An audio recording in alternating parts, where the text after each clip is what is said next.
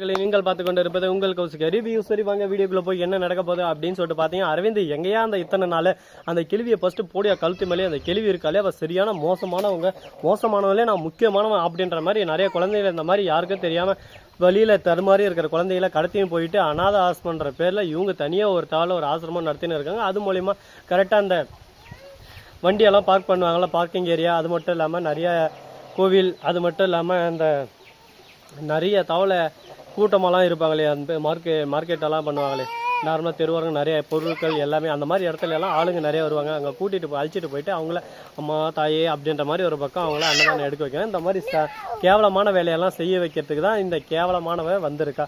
இவ்வளோ மாதிரி ஆளுங்களெல்லாம் சும்மாவே விடக்கூடாதுங்க, அடித்து மூஞ்சியெல்லாம் உடைக்கணும். சின்ன குழந்தைங்க பாவம் என்ன பாவம் பண்ணி சொல்லுங்க பார்க்கலாம். அந்த குழந்தைங்கள இப்படி ஒரு பக்கம் பாடாப்படுத்துகிறாங்களே.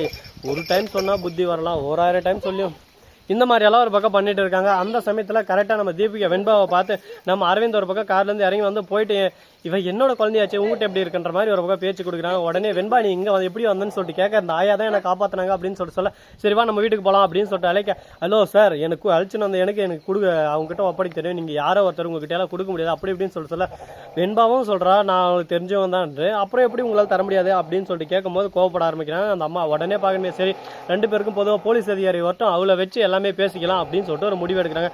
இந்த முடிவு நல்ல விஷயமா இருக்குமா, போலீஸ் அதிகாரி வந்து அந்த இடம் எப்படி இருக்கும் அப்படின்னு சொல்லிட்டு பல சந்தேகங்கள் நம்ம மனசுக்குள்ள ஓடிக்கிட்டு தான் இருக்கு. சரி இந்த மாதிரி எல்லாம் ஒரு பக்கம் போயிட்டு இருந்தாலும் அதே சமயத்தில் மறுபக்கம் என்ன நடக்குது அப்படின்னு சொல்லிட்டு பார்த்தீங்களா, இப்படியெல்லாம் ஒரு பக்கம் நடக்க போலீஸ் அதிகாரியும் அங்கே கரெக்டான சமயத்தில் வந்துடுறாங்க. வந்த உடனே பார்க்கணுமே அந்த லேடி அந்த இடத்த விட்டு நைஸாக தப்பிக்க பார்க்குறாங்க.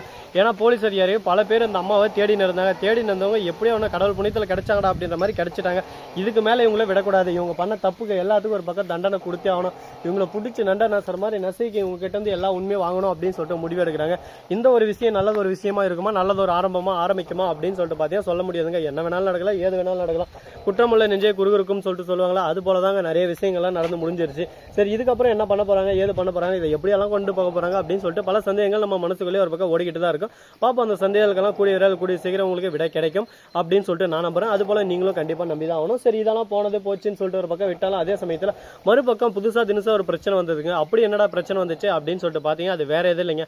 நம்ம தலைவன் அதாவது கதிரேசன் இருக்காருல, அவர் என்ன பண்ணாரு அப்படின்னு சொல்லிட்டு பார்த்தீங்கன்னா விஜய்க்கு ஃபோன் பண்ணே இருக்காரு. விஜய்க்கு கரெக்டாக ரீச் ஆகல. விஜய் எங்கே தான் போனாரு, விஜய்க்கு என்ன தான் ஆச்சு, ஐயோ விஜய் எங்கே தான் இருக்கீங்க, உங்களை வேலை எங்களுக்கு டென்ஷன் ஆகுது, ஒரு பக்கம் மண்டை ப்ரெஷர் ஆகுது, மண்டை சூடாகுது அப்படின்னு சொல்லிட்டு நம்ம ஒரு பக்கம் சொல்லலாம். ஆனால் விஜய் எங்கே இருக்காரு அப்படின்னு சொல்லிட்டு பார்த்தீங்கன்னா விஜய் நான் தேடி எல்லாரையும் ஒரு பக்கம் கண்டுபிடிப்போம் அப்படின்ற மாதிரி ஒரு பக்கம் நம்ம வெண்பாவை தேடி போயிட்டு இருக்காரு. மல்லி கூட பேசாமல் மல்லி ஒரு பக்கம் சோகத்தில் கூனி குறி போய் ஒரு இடத்துல உட்காந்து இருக்காங்க. என்ன விஜய் இந்த மாதிரி ஒரு கேள்வி கேட்டாரு, என்ன பார்த்து கேட்டாரு, நீயா பேசியது அப்படின்னு சொல்லிட்டு ஃபீல் பண்ண ஆரம்பிச்சிட்டாங்க. இதுக்கப்புறம் என்னதான் ஃபீல் பண்ணாலும் என்னதான் பண்ணாலும் ஒன்றும் பண்ண முடியாது, முடிஞ்சிச்சு இதோட இந்த விஷயத்தை விட்டு இதுக்கப்புறம் என்ன பண்ண போறோம் ஏது பண்ண போறோம் அப்படின்ற நிறைய இன்ட்ரெஸ்டிங்கான விஷயத்தை தான் நீங்க இந்த வீடியோவில் பார்த்து தெரிஞ்சுக்க போறீங்க. சரி இதெல்லாம் ஒரு பக்கம் போயிட்டு இருந்தாலும் அதே சமயத்தில் மறுபக்கம் என்ன நடக்குது அப்படின்னு சொல்லிட்டு பார்த்தீங்கன்னா நம்ம தலைவர் அரவிந்த் இருக்காருல, அவர் வந்து மல்லி ஃபோன் பண்ணாங்க. மல்லி எங்க இருக்கீங்க அப்படின்னு சொல்லிட்டு கேட்க, இந்த மாதிரி வெண்பா அங்கே இருக்கா, என்னாச்சு என்ன விஷயம்னு சொல்லிட்டு கேட்க, இந்த மாதிரி தான் வெண்பா ஒரு பக்கம் போட்டியில் கலந்து விடாம இந்த மாதிரி ரன்னிங் ரேஸ் இருந்துச்சு. இது வந்து தீபிகாவோட பொண்ணு கலந்துறாங்க. தீபிகாவோட பொண்ணு ஜெயிக்காது, மல்லி இருந்தா, மல்லியோட பொண்ணு இருந்தால் அவளுக்கு ஒரு முதல் ப்ரையாரிட்டி கிடைக்காது. அதனால வெண்பா எங்கேனா ஒன்று போயிடணும் அப்படின்னு சொல்லிட்டு முடிவு எடுத்து வெண்பாவை கடத்திட்டாங்க.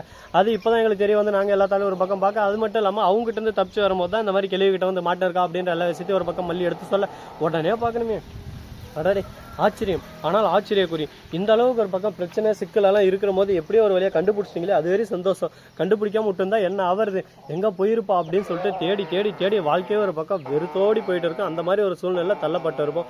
எப்படியோ கடவுள் புண்ணியத்தில் எல்லாரும் ஒரு பக்கம் நமக்கு சாதகமாக அமைஞ்சிருச்சு அப்படின்ற சந்தோஷத்தில் இருக்காங்க. இந்த சந்தோஷம் கடைசி வரையும் நீடிக்குமா நீடிக்காதா, என்னென்ன நடக்க போகுது ஏது நடக்க போகுதுன்னு சொல்லிட்டு பொறுத்து வந்து பார்த்தா தெரிய போகுது. அது மட்டும் இல்லாமல் இப்படியெல்லாம் ஒரு பக்கம் போயின்னு இருந்தாலும் அதே சமயத்தில் மறுபக்கம் என்ன நடக்குது அப்படின்னு சொல்லிட்டு பார்த்தீங்கன்னா நம்ம விஜய் இருக்காரு, அவரும் அந்த இடத்துக்கு வந்துடுறாரு. வந்த உடனே வெண்பாவை கட்டிப்பிடிச்சிடறாரு. என்னங்கடி போன தங்கம், என்ன ஆச்சு ஏதாச்சு என்ன பிரச்சனைன்னு சொல்லிட்டு கேட்க, இந்த மாதிரி தான்ப்பா இந்த மாதிரியெல்லாம் நடந்துருச்சு அப்படின்னு சொல்லிட்டு சொல்ல உடனே கோவத்தோட உச்சத்தில் போயிடுறாங்க. என்னடா ஒரு பக்கம் கோவம் ஆவேசம் அப்படின்னு சொல்லிட்டு பார்த்தீங்கன்னா என்னங்க பண்ணுறது, நடக்கிறதா நடக்கும். தீயினால் சுட்ட பொண்ணு உள்ளாரதே நாவினால் சுட்டப்படு அப்படின்னு சொல்லிட்டு சும்மா சொல்லலை. அதுக்கு ஏற்ற மாதிரி தாங்க இப்போ பிரச்சனை தான் ஒரு பக்கம் ஓடிக்கிட்டு இருக்கு. இந்த மாதிரி எல்லாம் ஒரு பக்கம் பிரச்சனை போயின்னு இருக்கு. இதுக்கு நடுவில் என்னென்னாலும் நடக்க போகுது, எதுனாலும் நடக்க போகுதுன்னு சொல்லிட்டு கூடிய ஏரியாவில் கூடிய சீக்கிரம் நீங்களே பார்த்து நேருக்கு நேர் தெரிஞ்சுக்க தான் போறீங்க. சரி, இதெல்லாம் ஒரு பக்கம் போயின்னு இருந்தாலும் அதே சமயத்தில் மறுபக்கம் என்ன நடக்குது அப்படின்னு சொல்லிட்டு பார்த்தீங்கன்னா, நம்ம விஜய் இருக்கார்ல, அவர் என்ன பண்ணாரு அப்படின்னு சொல்லிட்டு பார்த்தீங்கன்னா, அவர் ஒரே வார்த்தை தாங்க சொல்றாரு. ஒரு வார்த்தை சொன்னாலும் நச்சுன்னு சொல்லிட்டாரு. அப்படி என்னடா சொன்னாரு, எதுடா சொன்னாரு அப்படின்னு சொல்லிட்டு பார்த்தீங்கன்னா, விஜய் என்னன்னு என் மேலே எந்த ஒரு தப்பு இல்லை, நான் யாருக்காகவும் எதுக்காகவும் மன்னிப்பு கேட்க மாட்டேன் அப்படின்னு சொல்லிட்டு ஒரு பக்கம் சொல்றாங்க. மன்னிப்பு கின்னிப்பு கன்னிப்பு இது எதுவுமே எனக்கு தேவையில்லை, எனக்கு தேவையானது இனிமே விஷயத்துல நீ தலையிடக்கூடாது அப்படின்னு சொல்லிட்டு டாட் வச்சிடறாரு நம்ம தீபிகாவுக்கு. தீபிகா வந்து அப்படி தானடா பண்ணுவேன், என்னால் என்னடா பண்ண முடியும், மல்லி ஜெயிலுக்கு போகிற வரையும் ஒவ்வொரு விஷயத்திலும் ஒவ்வொரு நொடியும் ஒவ்வொரு இதுவும் நான் பழி வாங்கிக்கிட்டே தான் இருப்பேன். என்னை பொறுத்த வரையும் மல்லி ஜெயிலுக்கு போகணும், மல்லியை ஜெயிலுக்கு அனுப்புற வரையும் நான் தூங்க மாட்டேன், விடாத கருப்பு இது தொடாத கருப்பு அப்படின்னா டைலாக் மேலே டைலாக்காக போட்டுன்னு இருக்காங்க. இது எங்கே போய் முடிய போகுது, எப்படி போய் முடிய போகுதுன்னு சொல்லிட்டு தெரியல. ஒரு பக்கம் பிரச்சனை மேலே பிரச்சனை வந்துகிட்டே இருக்குது. இதெல்லாம் சிக்கல்லே சரி பண்ண போகிறோம்ல, என்ன பண்ண போகிறோம்லாம் சொல்லிட்டு பொறுத்து வந்து பார்த்தா தெரிய போகுது. பார்ப்போம் என்னென்ன நடக்க போகுது, எது நடக்க போகுதுன்னு சொல்லிட்டு எல்லாமே ஒரு பக்கம் கடவுள் மேலே பாரத்தை போட்டாச்சு. கடவுளோட அருளால் எல்லாமே ஒரு பக்கம் சிறப்பாக சிறப்பாக நடக்கும்னு சொல்லிட்டு நம்பிட்டு இருக்கோம். அது போல் நடக்குமா நடக்காதா, என்னென்ன நடக்க போகுது, ஏது நடக்க போகுதுன்னு சொல்லிட்டு பொறுத்து வந்து பார்க்கலாம். அதுக்கு முன்னாடி உங்களுக்கு இன்னொரு இன்ட்ரெஸ்டிங்கான விஷயம் தான் சொல்ல போகிறேன். அது என்னடா அப்படின்னு சொல்லிட்டு பார்த்தா அது வேறு எதுவும் இல்லைங்க. இதோ வரேன்.